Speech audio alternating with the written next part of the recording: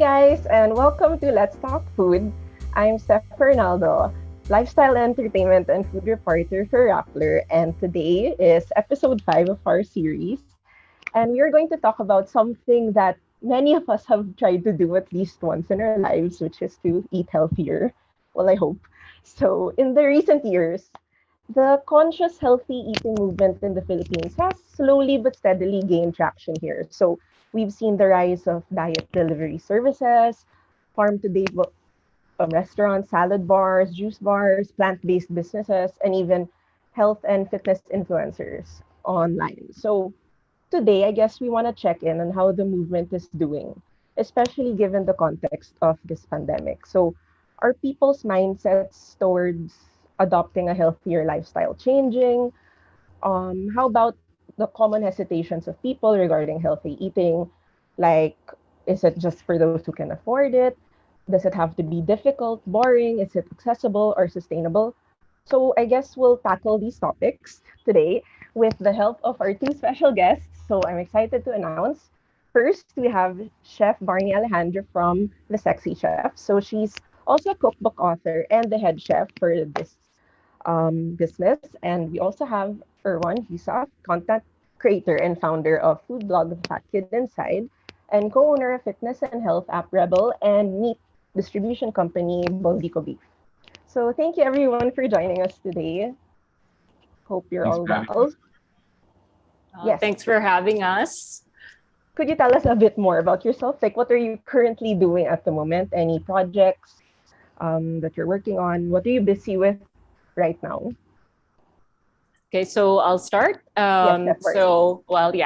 So I'm Chef Barney Alejandro Rennebeck from The Sexy Chef. It's a health food delivery service that I co-own with my sister, Rachel Alejandro. So since 2004, yes, we're going on our 17th year, we've been helping our clients lose weight the healthy way. So we started out as a weight loss delivery service, but of course, that has evolved over the years. We started offering a la carte items, frozen meals, vegan ice cream flavors, sugar-free pastries. And so that's what we're working on now, expanding our menu, making it more affordable, and not making it time bound. Basically, we want our meals to have a longer shelf life because, we want our clients to not have to go back and forth outside and go to the grocery. So we want to work on more meals that they can just store in the freezer and just pop it out and basically reheat it and eat it whenever they want. Yeah, so on my side, I started off with a food blog called The Fat Kid Inside, which spoke mostly about my struggles with weight and eating healthy. And that morphed into a digital food production company. So the Fat Kid Inside Studios, and we started producing mostly food content and recipe content in the beginning. And then that has morphed into Rebel, which is our health and fitness platform, which we built last year, as well as a new publishing platform called Feature, where we post food and travel content as well. And then we run Bondico Beef, which is a meat importation and distribution company, which uses the service also of our production company. So okay. I try to make sense of everything coming together. Yeah, it's a lot. So I guess I wanted to ask, when and how did you both get into the world of, healthy eating, fitness, a healthy lifestyle? So Chef Barney. Well, for me, it was actually a personal need. When I was about 20 years old, I was actually a preschool teacher before I went to culinary school, and I was very, very sickly. I was also overweight. I would get the flu at least twice a month. So because, I was teaching kids carried a lot of germs, always had a cold. So I would basically just, get sick right away. My immune system was so low. So I had to see a specialist in the States. I saw a doctor, and he basically, he took my blood work and said everything was normal. So he said, "Can you tell me more about your diet?" And I said, "Hot dog and rice with ketchup and seasoning," because it was the easiest thing to prepare. I didn't know how to cook. And right away, he was able to spot the problem. He said, "You're not getting enough nutrients. So you have to learn how to cook healthy meals for yourself, basically fresh food." He didn't actually even say healthy or diet. He said, just start cooking fresh meals for yourself. So that's when my sister, Rachel, she bought all these like cooking light cookbooks, like healthy cookbooks at that time. And so I started like cooking a bunch of recipes. My first recipe was a pasta pomodoro with olive oil, lots of garlic and basil. And that's when it all started. I learned a lot of recipes, started cooking at home. And in 8 months, I lost 20 pounds and I stopped getting sick. It was just that. Basically, it wasn't a crash diet. It wasn't like a major change in lifestyle. It was just giving up processed food and just starting eating, freshly made food using, ingredients like, fresh vegetables instead of canned. And of course, I stopped eating the hot dogs and stuff like that. So just like that, it was just a change in lifestyle. Yeah, my story is similar, except mine starts with a broken heart. So I was in college, in a relationship as you are, and it was a very comfortable relationship, and didn't end in good terms. And so I was like, I was studying in Paris, and then so I decided for 6 months to go work in Greece. I worked on a tiny island called Rhodes in Greece, and I had a very stressful job there. And I was already obese. I think they called me medically obese level 1. So I was around 120 kilos, 240 pounds more or less. And I'd always been very active as a kid, in terms of working out and all these different things. And it just, one day I just looked at myself in the mirror and made the decision to try and lose weight, and try to lose fat. And then, so I just basically took all the books that were really popular at that time. And these were all the diet books like Atkins, South Beach Diet. These were the ones that were really popular back then. And so I just took all of those, combined them, and then summarized them, and then try to kind of find the common thread of what they were trying to teach. And once I understood what whole eating and fresh eating kind of looked like, and I realized I was in Greece, which is, the perfect place to start eating healthy because everything's grilled and just lightly seasoned with salt, and then uses a lot of vinegars and olive oils and things like that. I told myself this is a perfect place to start it. So I started just being very conscious of what I was eating, and I also started being very conscious about the workouts that I would do. And then in a matter of 6 months, I lost close to 90 pounds, just applying that very simple philosophy and approach to food. And yeah, I never looked back since. And my weight since then has kind of yo-yoed. You realize throughout the years that every body reacts differently to different types of food, which is something a diet book won't tell you, because they're trying to sell you a one size fits all approach, to make it easier for everyone. And so I've kind of just accepted the changes in my body and kind of just roll with the punches, and it just keeps it interesting to keep readjusting to that. All right. So I guess you guys found like your passion, and as you mentioned, you never looked back and you've adopted that for yourself. So I guess my question, at what point did you decide and why to help that launch your career, or your identity as a culinary figure now? For me, it was my sister, because she's a celebrity and singer. It was her need to have a personal chef at home. I'm not kidding, but she was very conscious about her weight. Of course, being in showbiz, you have to be a little more conscious about how you look. So she said, well, since you've already started cooking at home, you might as well become my personal chef. So I went to culinary school and then learned the basics, learned about food safety. But at that time, I had already known, the basics, cooking already in general. So it was really learning more about food safety. So I was there for a while. And then, Rachel said, you know what, I think it's time to make this into a lucrative business. Because at that time, the diet fad was the South Beach diet.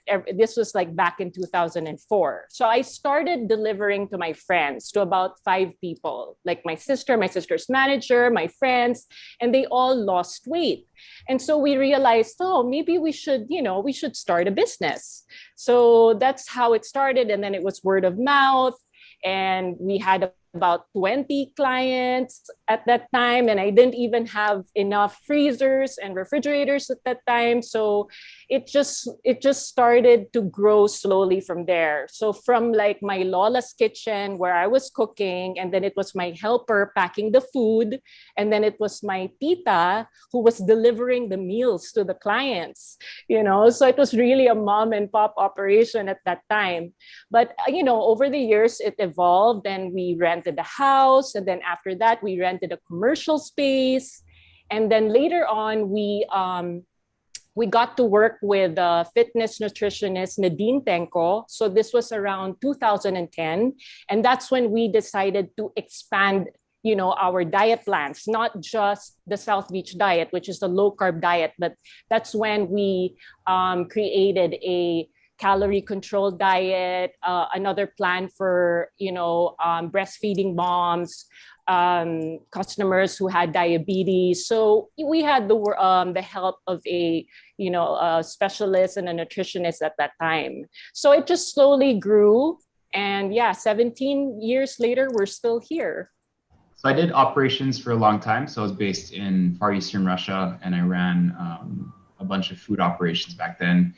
And I was there for 2 years. And it being Russia, it's like minus 30 degrees Celsius, 6 months of a year. You look for ways to entertain yourself. And so I was using Facebook quite a bit. And I remember all my friends who were in the Philippines or in France were kind of complaining about how hard it was to cook food at home and stuff like that. And here I was in Russia with very limited access to ingredients and everything. And I was like, okay, I think I can start making videos just to show people that healthy eating actually is really simple. You just have to work with what you have around you. So I started making random videos on Facebook, like literally it looked like I shot it with a toothbrush. It was so bad. And it started gaining some sort of traction. So I was like, all right, there's something here. And I was looking for things to do outside of work because it was just so work oriented there. And so that's when I started the blog, The Fat Kid Inside. So, and I told myself, I've always loved writing. I wouldn't consider myself a writer, but I've always loved writing. And so I thought, okay, if I'm going to write something, might as well write about a story that I intimately know so well. And that was losing weight. So I started by talking about kind of like my journey and how I lost the fat and how potentially other people could do it. And then as that started snowballing, people were asking me for advice, for nutrition advice and stuff like that. And I realized that people were just hungry for that kind of content, because nutrition, even today with all the science that we have, is just so complicated, and there's no one right way. Nutritionists within themselves fight. There are people who, there are nutritionists that say low carbs is good. There are other nutritionists that say, no, you have to eat all the carbs that you can. And so in the Philippines, I realized nutrition isn't, there aren't a lot of clinical trials when it comes to nutrition. There's not a lot of research done locally when it comes to nutrition. So it's a lot of kind of like, it's based on opinion. And that's why from the get-go, I always told people, look, I'm not a registered dietitian nutritionist. I'm not a scientist. All I'm doing is speaking from my personal experience. And it might work for some, but it also might not work for other people. So I stepped on a couple of toes in the beginning because people were like, oh, don't listen to him. He doesn't know what he's talking about. But I was very clear that I was talking from a personal point of view. Okay, so I guess as you mentioned, there is no one size fits all when it comes to nutrition. And like even I myself, I get overwhelmed with all like you can't have carbs, but you can't have like the keto. There's just so many things going on. But to keep it simple and personal, what to you is healthy, nutritious eating? And what are the common misconceptions about it that you yourself try to bust, I guess? Yeah. Okay, so one thing I try to educate my clients about is like what Erwan said, there's no one size fits all. You know, if you're plant-based, if you're keto, if you're low carb, there's no magic pill. So you really have to get to know your body and know what works for you. Just because something worked for somebody else doesn't mean your body will respond to it the same way, because all bodies are different. So you really have to get to know how your body reacts to something. So for me, healthy eating is quite simple, because I've been practicing this for so long. I don't really second guess myself anymore, because I just think about, when I look at my plate, when I look at food, I think about, how is this going to make me feel? Is this meal going to make me feel full for a longer period of time? So I think about, is it protein adequate? You know, does it have vegetables? Does it have fiber? Because fiber keeps you full for a longer period of time. So that's how I see food. It's how my body will respond to it. You know, not just, and of course it has to be delicious. You know, I'm not going to force myself to be like, for example, I'm really more 80% plant based, but that's because I really love vegetables. It's not because I'm dieting or anything like that. So, but for me, to just keep it simple, just eat a lot of vegetables. You know, if you're a meat eater, that's fine, as long as you balance it with vegetables, which contains a lot of fiber, because fiber keeps you full, it lowers bad cholesterol. Vegetables contain cancer fighting nutrients, it helps fight against COVID. So that's basically it. You know, I don't think of it as like, you know, like, oh, it has to be 20% this and 30% that. That's so complicated, you know? So I think of it as like a healthy plate. Like for someone my size, I'm kind of tiny, I'm 5'3", 106 pounds. I would say I would eat like a lean protein, like fish or, you know, tofu. My plate would be like, maybe a fourth would be protein. I'd have maybe about half a cup of grains like brown rice or adlai, and then half of my plate would be all vegetables. That's how I would eat. And of course, I would pair that with working out. That's definitely something, even though I'm so lazy, I really think of it as my job, you know, to include working out. And I don't work out to lose weight. That is a myth. That's one thing that I've really learned. You don't cancel calories by working out. You know, you work out so that you get a stronger heart, to prevent strokes. And of course, studies have shown, especially now during the pandemic, that it actually reduces your chances of having severe COVID. So if you put in about 170 minutes of working out each week, chances are you won't get hospitalized or die from it. I mean, you'll still get COVID, but there's a big chance that you won't get a severe case. So that's why I try to work out at least 4 times a week for about an hour.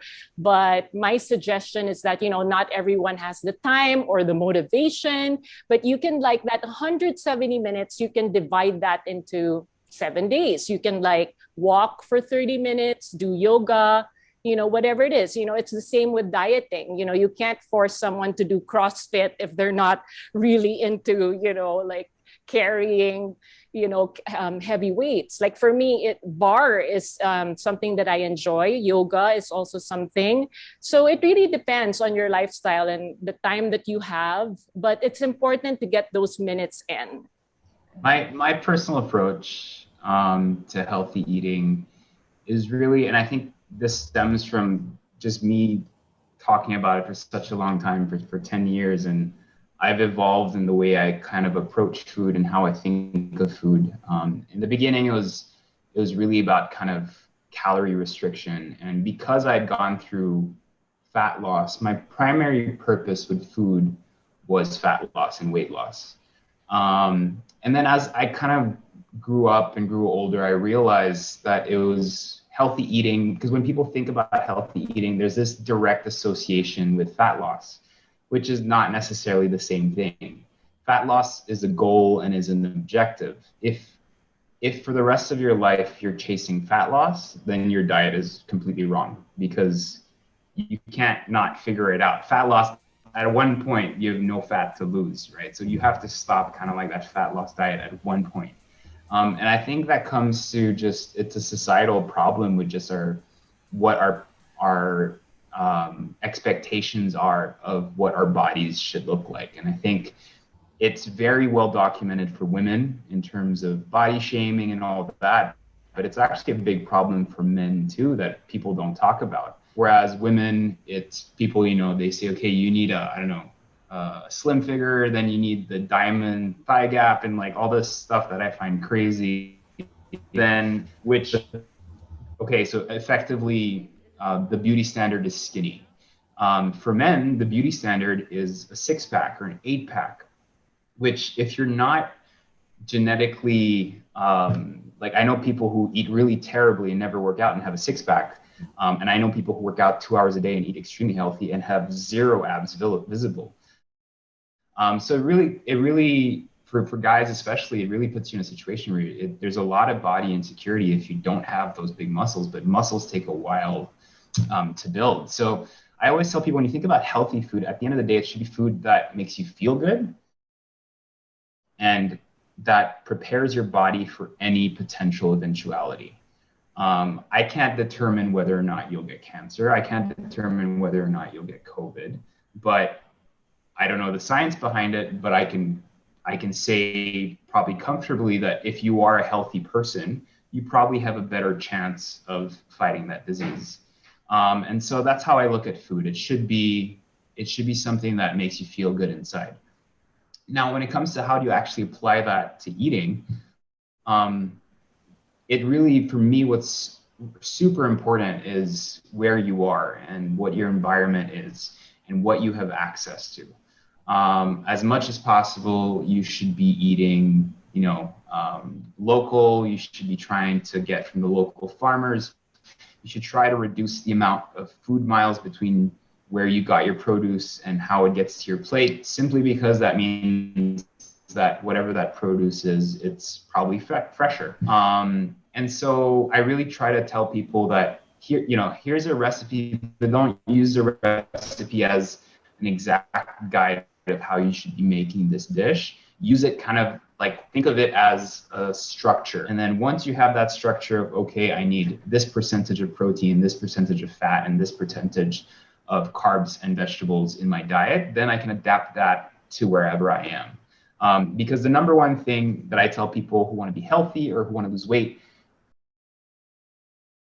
it's not the workouts, it's not the food, it's your mind. It's you have to be committed to it. You need to make conscious decisions. And each time, because at the end of the day, people love food. Food is a source of joy. It's a source of entertainment. It's something you look forward to. Like there's this whole fanaticism about food. Like if you look at superstar chefs like David Chang, and people like think they're gods, in like Gordon Ramsay, they're gods. And so we have this expectation of food should be absolutely delicious every single time. But then when you put a diet book in someone's hand and they're like, I don't have quinoa, or I don't have this. Okay, great. That gives me the excuse to say, I don't want to do this because it's too hard, it's too complicated. Because we love it so much, when we start thinking about restrictions of how we should be making food, a little inkling of an excuse is enough to detract you completely. So I always tell people it really starts with the mind. Because at the end of the day, healthy eating, or let's say you really want to eat for weight loss, it's the most simple thing in the world, but it's not the most tasty. It's not the most interesting, and you won't get joy from that food. If I wanted to lose, like if you look at professional athletes and boxers and everything, if I wanted to lose 20 kilos in 1 month, I could probably do it. But I would be eating seared chicken breast and a pile of vegetables that were steamed, and I would put no salt, no pepper, nothing, because I would just look at the functional calories in that food. But no one wants to do that. So it's about finding that balance, finding what makes you happy, finding what concessions you're okay making, and really going after what it feels like versus what you want to look like. Right. Okay, thanks. So I guess given the context of lockdowns and the pandemic, as you mentioned, it's important to find ingredients close to you, locally sourced. But with the restrictions and the transportation, restrictions as well. Do you think healthy eating has changed? Like, are people is it is harder now to do so? So, how do you think the industry can help support or promote efforts to still eat healthy across different economic statuses, especially now during the lockdown? Well, definitely with the Sexy Chef, we introduced frozen meals that include malunggay.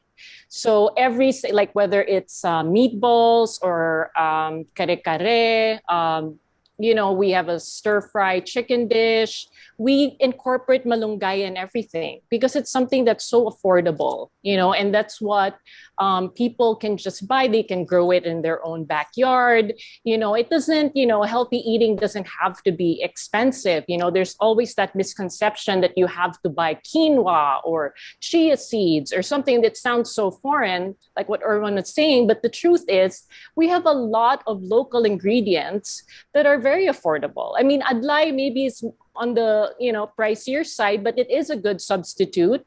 It's from Bukidnon. It's a good substitute for quinoa. I mean, we could always use benguet, red rice and black rice, and brown rice as well to incorporate more fiber into our diet. And of course, instead of putting like funky, like ingredients to make your food taste better, you can always use like aromatic, herbs and spices, that's available here, like tanglad. It helps actually take out the bloat from your tummy. The ginger also does that. It's anti-inflammatory. Just use a lot of herbs like lemon juice, calamansi juice. You can make a marinade. I don't believe in like putting like synthetic food enhancers to make it taste good. Actually a brand approached me, and then they wanted to sponsor my cookbook and said, okay, if you promote my product, then of course we'll sponsor your cookbook. And I had a talk with my sister and I said, you know what, I would never serve anything or write in my cookbook or promote a product that I don't feel is healthy. So throughout all these years, the Sexy Chef has always, stuck with our principles. We would never serve anything that my sister and I wouldn't eat. So yeah, I mean, healthy cooking, you have sayote, you have kangkong. Kangkong and malunggay actually contains more vitamin C than oranges. I think that's something. Even bell peppers contain more vitamin C than oranges. So these are the things I feel that people need to know. So like with the Sexy Chef's Facebook page and our online platforms, we aim to educate our clients, about the vegetables that they can buy, and also provide them with very simple recipes, because we have 3 published cookbooks and I make sure that I don't use, the limit is around maybe 8 ingredients for each recipe, because I understand that, if you're a busy mom, especially if you're a single mom, such as myself, it's like, you really don't want to you're also homeschooling, it's everything. So you kind of just want something very simple and easy to prepare and also affordable. And another thing is that I've noticed is that people don't realize that Filipino food, we have so many Filipino dishes that are quite healthy already. Like for example, one of our frozen meals is ginataang munggo with malunggay, with ginger. Tinola is super healthy. You've got lots of ginger in there. You can also add tanglad. You have papaya, which is anti-inflammatory. Kare-kare is also really healthy as well. Bulalo, so people don't have to think, imported and food that has to be, or it has to be organic. Although if you can afford organic vegetables, then that's great. But it doesn't, I actually think that it kind of pushes people away from, cooking healthy because they can't afford it. It's not, if there's a typhoon, it's not easily accessible. So they're thinking, oh, healthy food, it has to be lettuce, it has to be organic, it's expensive. So I just really want to be able to educate people through my cookbooks and also our online platforms that, Filipino dishes are actually quite healthy. Agree. Yeah, I have a similar like way of thinking, especially now. I think people tend to turn towards food for comfort, and it being such a stressful time. A lot of people, especially last year, as this was all kind of unfolding and unraveling, people were either eating worse or eating convenient quick food, or if you had the available cash, you would probably be ordering a lot out, quite a bit, which we know necessarily, like I ran a couple of restaurants. You take shortcuts in restaurants, like you don't necessarily use the best oils to fry and stuff like that usually when you order the more takeout, the more unhealthy the food you're getting, unless you're ordering takeout from a very specific health service or a health restaurant.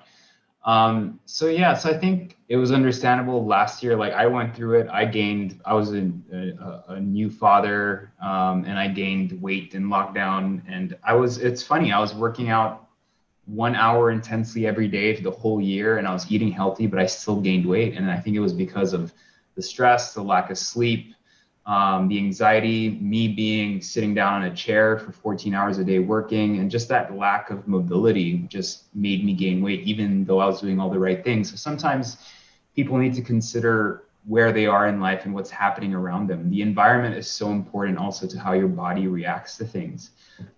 Completely something that's completely aside, but I was reading a scientific journal that was trying to prove why dad bod was actually a real thing, and because of the love you profess for your child, all of a sudden you're producing more female hormones in your body, and then you're starting to gain fat in certain areas. So it's a whole other discussion, but it was super entertaining. But yeah, so I think we have to consider our environment. Once we have that, it's kind of working with what you have and what's available to you. So I really do think you have to look into, and I think now it's funny, it's probably the best time now because food and produce are so much more accessible now than they were before. In terms of before, it was, there weren't a lot of kind of like online payment gateways and wallets and food delivery providers and everything. Nowadays, I open my phone and I can actually order straight from farmers. As long as you're well organized, you can really get it straight from the source, which actually cuts out a lot of the middlemen. So cost-wise, it could be a bit better. I know people nowadays, though, are going through an economic downturn, and so cash might not be as available for all economic classes. So it really is about kind of simplifying the food that you eat, looking at what's around you, what's easily accessible, what you can consistently get, and then re-engineering those Filipino dishes that you love so much. And I agree, like I personally love mung beans. I love munggo, but I grew up with my grandma telling me I was going to get gout. And because it's nutritional information that's passed down from generation to generation. And you ask yourself, where's the science? The science is never there. And so it's really looking at it in the Philippines. We have it's funny, it's the only place in the world where you go to the supermarket and you can buy adobo cut. And it's, for me, it's shocking because it's just like, no, it's okay. That's a drumstick. That's a wing. No, but we have a adobo cut, which means we're very dish specific, which is great, but it's also very limiting. So something like mongo, for example, from the top of my head, I could probably name you maybe 2 or 3 really popular Filipino dishes that use mungo. And I'm very confident in saying that most people in their households will only cook mungo in those 3 ways. But mung beans can be used any other way. Any beans can be used, like a red kidney bean or a butter bean. So it's really looking at what you have locally and seeing how you can re-engineer it to make it more interesting. And what happens there is you can end up buying things in bulk. Things like mung beans aren't very expensive. Buying things in bulk and then eating that multiple times in a week. And so just being really smart with your menu planning. And so once you can get simple ingredients that are consistently available for you at the budget and at the price in which you're comfortable paying for your food. Once those three things are kind of like taken care of, it becomes so much easier to eat. And you can really manage your expectations of what the food you want to eat are. Yeah, I think actually people would benefit from knowing these concrete tips because sometimes they think, when you Google healthy recipes, it's usually Western sites with all these fancy, intimidating ingredients. So it's refreshing to actually be reassured that the food on your table is actually healthy eating. I think we just need to be reminded that local ingredients are actually very nutritious and that healthy eating doesn't have to be bland or boring, also because you can be creative with it. So I also wanted to know what your thought processes are when you create your own recipes. Like, what are the things that you always consider when getting creative in the kitchen? Well, for me, it has to be something affordable also, especially now during the pandemic. I had to basically change my entire menu because a lot of people are struggling right now, and they can't afford the same prices as they used to. So I had to change a lot of things in my menu. I use a lot of mung beans. Actually, I love mungo. We have a mungo laksa, which is, it's not something that you think about. But yeah, we have mungo laksa. We also cook mung beans we have an Indian mung bean stew as well. It's just that during the pandemic, that's another thing, like I mentioned before, is that you want to be able to offer something that's less perishable as well. So frozen meals, healthier ice cream flavors, family style meals. So bigger portions as well that they could just buy and they can share with the entire family. Because like when it was ECQ season 1, my clients actually weren't enrolling in my diet plans. They were buying more of my frozen pizzas, frozen meals, the frozen meals, as well as the family style meals, because they just want to have food at home, healthy food that they can share with the entire family. And then, of course, when GCQ came, that's when people started enrolling in our diet plans again.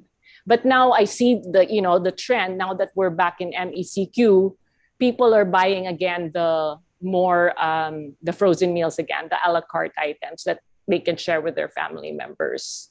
And of course, I had to create comfort food, but with a healthy twist. Like now, I never thought I would ever create a healthy ginataang bilo-bilo or a ube champurrado. So you also have to think about food that's comforting as well, because these are very stressful times, and you want to be able to offer food that could be comforting to your customers and your clients.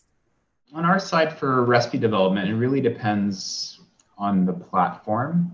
If it's for Rebel specifically, which is an app where we have fitness videos, workout videos, and we shot about 100 plus, maybe 150 recipe videos last year. We really thought about who the end user would be. And what we found through various calls and surveys is that people who know how to cook most probably know how to cook healthy food. They just choose not to. And this was a mistake I made way back in the beginning of when I was producing content, is I expected people to understand what I meant when I said sear that fish.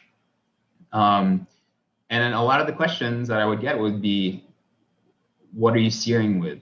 Or how do you sear fish? And I realized, I was like, okay, so this is where we are in terms of how people are comfortable in the kitchen. And so we really made sure to simplify all the recipe videos that we put out, not only in terms of its use of ingredients or it re-engineering certain Filipino foods, but also in terms of preparation and just really going through the absolute basics in terms of how to put that dish together. Because there's a habit in food content online where a lot of people actually watch food purely to be entertained and for fun. So you'll watch a recipe, but how often do you watch a recipe and actually decide to make that recipe at home? It's very, very rare, unless you have all the ingredients that happen to be in your fridge. So when we came up with all the recipes for Rebel, we really wanted to focus on that. On if I had a recipe and I put it up, maybe you'd have to drop by a store, or maybe you already have it in your fridge. But that was our ethos in terms of creating the recipes. What can people do with what they probably already have in their pantry? So I was using a lot of things like, I think maybe 80% of the videos start with searing onions and garlic because it's something everyone had. And I grew up learning how to cook in the Philippines. I honestly, I'm not kidding. I started cooking at 8. I honestly thought every dish in the world started with garlic and onions because every dish we cooked at home started with garlic and onions. So for me, it was salt and pepper. Okay, garlic and onions. That's one of them too. And so all the recipes all have that kind of local element of using local ingredients and then making sure that it's adapted to the local taste, but staying within 4 to maximum 10 ingredients. Okay. Prior to the pandemic, based on your observations also, what do you think was the mindset of most people now when it comes to healthy eating? Like, has it evolved through time? And given now in the pandemic, has it changed? Where do you see it going? Well, yeah, for me, definitely, there was a boom. We started Sexy Chef in 2004, but around 2010, there were like hundreds of like diet delivery services at that time. So there was definitely an awareness. People wanted to have a healthier lifestyle. But at the same time, a lot of these diet delivery companies focused more on calorie controlled. It doesn't matter whether it was high in sugar. It doesn't matter if the meal had vegetables in it, as long as, it was affordable. You know what I'm saying? The quality, I mean, I don't want to lambast, other diet food delivery services, but it was more of like making it as cheap as possible. But then the plans never really worked for them because they would be so hungry. There wasn't enough fiber in these meals, So definitely during the pandemic, I started to see, which is really sad, a lot of these diet delivery services started to close down. I've also seen, the ones that have stayed have also started selling a lot of frozen items. Like, it's not just a diet plan that you're enrolled in from Monday to Friday. Now it's like there are frozen meals, family style meals, frozen vegetables, frozen fruits. So all of these things. And I really think that people should learn how to really utilize their freezer. One thing I really want to teach them is that, especially with vegetables, you can actually blanch any vegetables. So blanch means, I have to explain this, is that you boil the vegetables until it turns like, let's say if it's kangkong, until bright green. And then you take it out and then you plunge it in cold water. And then you can just chop it and slice it, put it in a, like a freezer safe container and store it in the freezer. So it could be carrots, it could be squash. And that's what I did during the pandemic. And so I don't have to go to the supermarket, often. I would just open my freezer, pop the vegetables out. And now, I do see a lot of people using a lot of canned goods as well. So that's another thing that's been happening recently because, people want food that won't perish, that's not as perishable. They don't want to keep going back and forth. It's also a lot more affordable. So what I did was during the ECQ season 1, I came up with a lot of recipes using like canned goods, and even instant noodles. And I healthified them by using frozen vegetables from my freezer. So if you're going to have pancit canton or something like that, you can add carrots, you can add sitaw, like really affordable vegetables to make it healthy, So right now, I think people are not so much into weight loss unless you have the money for it, that you really like. Your problem is, oh, I've gained so much weight during the quarantine, it's like the rich people problems, but then face it, we have to face the truth. A lot of people are struggling right now, and what they can afford are, just the sardinas, diba? The sardines that were given to them. So what I did was like, okay, you have your sardines. What can you do with them? You can make it into a tortang talong. All you need is the eggplant and egg, and then put some malunggay in it, and just pan fry it, and there you have a very nutritious meal. So right now, I think the trend is not weight loss. People just want to have food at home, and they don't want to have to think. And that's why people still order from us. But I really believe it's not to lose weight. I really think that they order food from us because it's already planned. You have food, Monday to Sunday. It's already there. But I don't think that it's for weight loss anymore. That's what I think. I feel like it really varies depending on your purchasing power. It depends on whether or not you manage to keep a job, or whether you're actually working from home, or are you one of the few that actually have to go out to work. So I guess everyone's situation is different. In terms of trends of what I've seen, I've actually seen people cook more at home, whereas a lot of people before would turn to fast food, or convenience stores, or restaurants, or takeout. I feel like people now are slightly more pressured or interested to cook at home simply because they are home. And I also see when we put out, for example, meal plans with Rebel, and grocery lists for like a 7-day meal plan, I feel like there's so much more interest in that as well, because people are trying to limit their outside interactions. And planning, it sounds simple, but planning a week worth of food, or 21 meals, is a task. And that's why I shout out to all the stay-at-home moms or stay-at-home dads who were doing this way before. But it's a task to organize yourself with that. I know in my household, I'm the only one that cooks. I cook for my wife, for my baby, for myself, 3 meals a day while working, and it's difficult. So you need to kind of learn how to structure that, when to do your marketing day, what you need to freeze, what you need to blanch, what you need to wrap in paper towels, just so that things don't go off by Saturday or Sunday. So yeah, I've seen more interest in that, and more kind of like the home economics part of food, and just people doing it. That's why like sourdough, apparently everyone has started making sourdough last year, or bread, is because people had time. I made sourdough, and I'm never going to make sourdough ever in my life again. I felt like a slave to yeast, and I was like, nope. So I think there's increased interest in what home cooking is.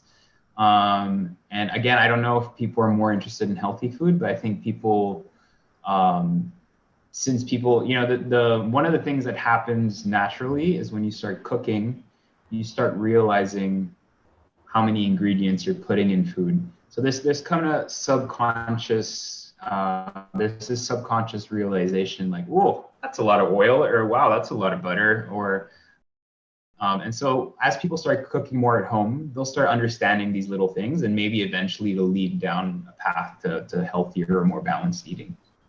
Yeah, agree. So it's kind of like mindful cooking, which in turn is mindful eating, which is better too. Right? So I guess in an ideal world, how do you think the industry and the country in general can ensure that everyone has access to healthy food and living a healthier lifestyle? I think one is really to educate yourself, that because right away, if you just, you have the knowledge, you already know that it's really not that difficult.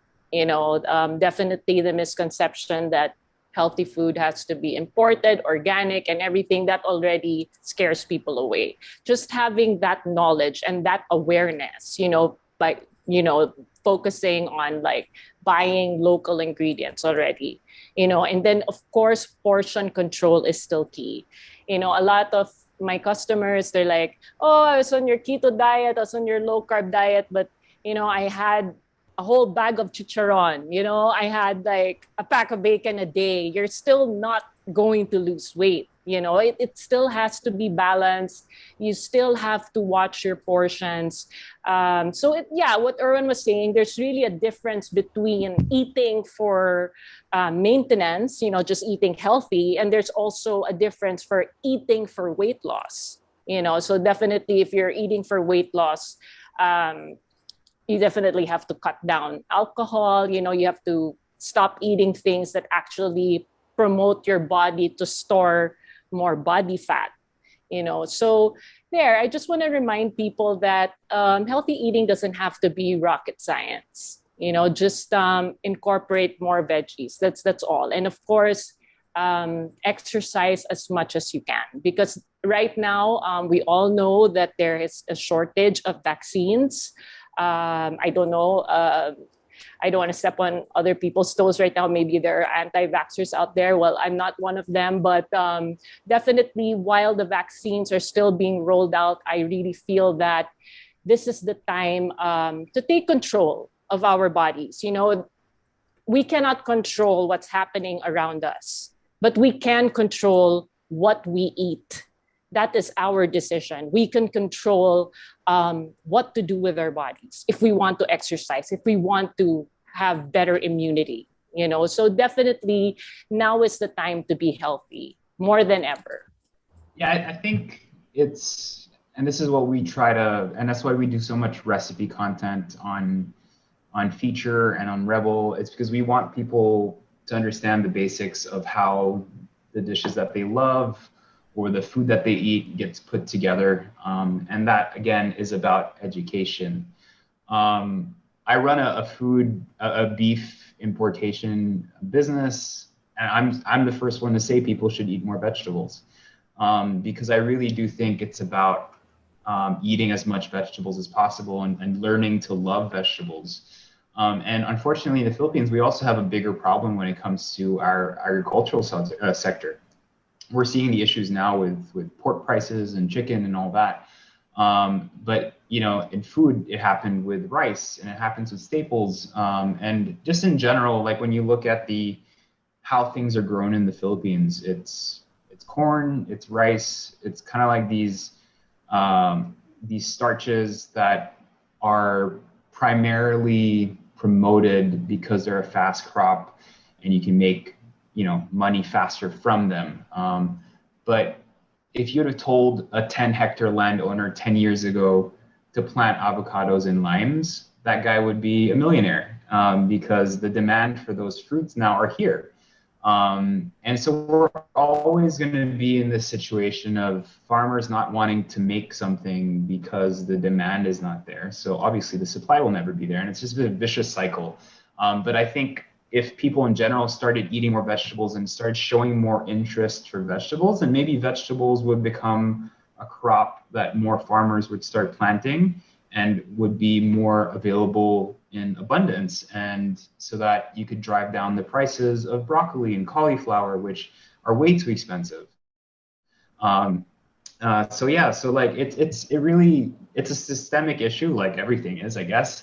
But I'd love to see that kind of approach come into agriculture, because and this is what I meant when I said I made mistakes in the past. Like I'd say things like, oh, just cook cauliflower, without ever thinking, actually cauliflower is really expensive. Maybe I shouldn't be saying that like it's an easy ingredient to get. So now I'm very careful with what I ask people to try to eat more of, because there's certain things that are expensive.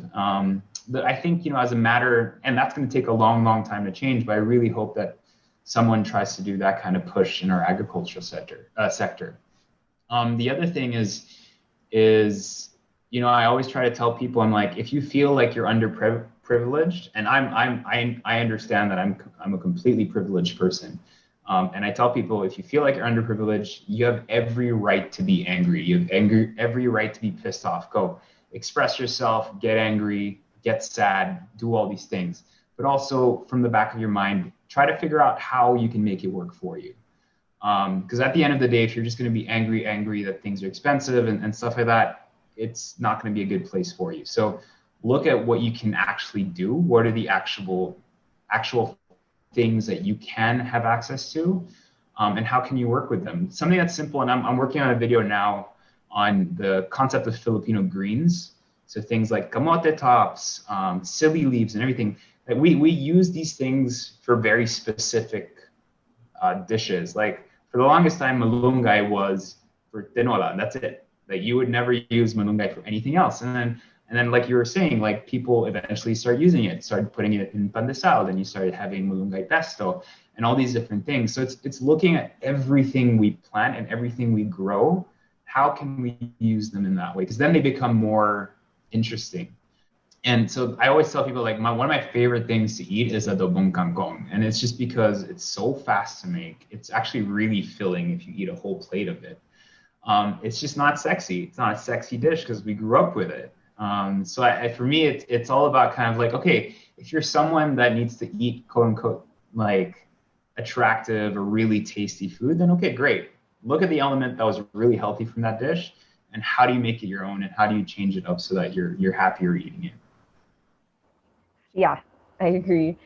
There are a lot of these are actually simple but impactful ways that people can start eating healthier. So, my last question is for those that are probably just starting the idea of, okay, maybe I should start eating healthier. Like, what is the one key advice that you'd want to tell people who are quite hesitant or scared to start? Like, where do they start? And what is one thing that would benefit them to keep in mind throughout this whole journey? Well, right now is the most important time to eat healthy because we need to boost our immune system. You really don't have a choice anymore. Back in the day, maybe you feel like, oh, maybe next year, like it's always the New Year's resolution and it never happens. But now it's a matter of life and death. It could save you from being hospitalized. It could save you from having severe COVID. So I really encourage everyone to really change their lifestyles right now, because this is something that is within your control, and, like I explained already, that there are local vegetables that are very, very affordable. So there's no more excuse. So the time is now. The time is now, really, to change your lifestyle and boost your immune system. Yeah, I have to completely agree with that. I feel like, if you want to give your body, like I'm not scared of getting COVID. I'm scared of having to go to a hospital because I had COVID. Just because just being in a hospital right now for me is a terrifying fact. Like I think for a lot of people. So I think you want to put your body in the best position it can to be able to fight the virus. And just because if you are stuck at home, then your body isn't naturally made to be stuck at home. People say like it's scientifically proven you need X amount of sun a day. You need that vitamin D because you can't really get it. It's not very biologically available in lots of food. So you need to try to get it from the sun. You need to be able to walk around at least 45 minutes a day. So we're not like humans are not meant to be stuck in a house. And so you need to adapt to that situation. And one of the ways you do that is through what you're eating, because at the end of the day, food is fuel. Food is what keeps your body going. So when you have a massive drop in physical activity, your body actually doesn't need as much as it used to. So it's really coming to terms with that, knowing that you have to make that extra effort. But for someone who's just starting on healthy eating and dieting and all that, I would really recommend people first to, before even jumping into it, try to read as much as possible about it so that you can construct a plan. Because the last thing you want to do is jump into it and then 2 days in be like, oh, this is too hard and I'm going to quit. And that's because a lot of people start without a plan, without knowing, okay, these are the 50, let's simplify it. These are the 20 ingredients that I should be eating. With 20 ingredients, I'm not a mathematician, but you could probably do like crazy amounts of combinations of dishes. So have that list in your head. These are the ones I'm going to work with. These are the types of recipes I can start messing around with. And once you have this, the logistics side of things done, and once you have the information side of things once you've understood the information side of things, then it's just about being consistent with it and then trying your best every day. But for you to be able to do that, you need to remove all the potential excuses, like, oh, I can't eat healthy today because I didn't find kamote in the supermarket. So screw it. I'm just gonna eat, I don't know, 2 pounds of lechon kawale. Like, how does that make sense? How is that an equivalent? It's not an equivalent, but in our head we justify it as one because we were like, oh, we were planning to eat kamote, it wasn't there. Let's just eat pork belly. Um, so it's really kind of like trying to remove all those excuses as much as possible, and then see what for you is feasible to do in the long run. Because if you're planning to lose weight, or even if you just want to change how your body is ingesting and reacting to food, it's not something that happens in a Right. week. It happens over 3 months for you to start really developing that habit. So it's about consistency. Thank you so much for sharing your valuable input and insights on healthy eating, especially now in the pandemic. And I'm Steph Arnaldo, and lifestyle entertainment and food reporter. And my guests, I want to thank you all again for joining us today, Erwan Husa and Chef Barney Alejandro. And I want to remind everyone to stay healthy and safe, and please take care of yourselves so you have all the tips you need to get started. And I wish you all well, and thank you again. Until the next Thank you, episode. Steph. Thank you so much. Thanks, Thank Erwan. you. Very much appreciate it.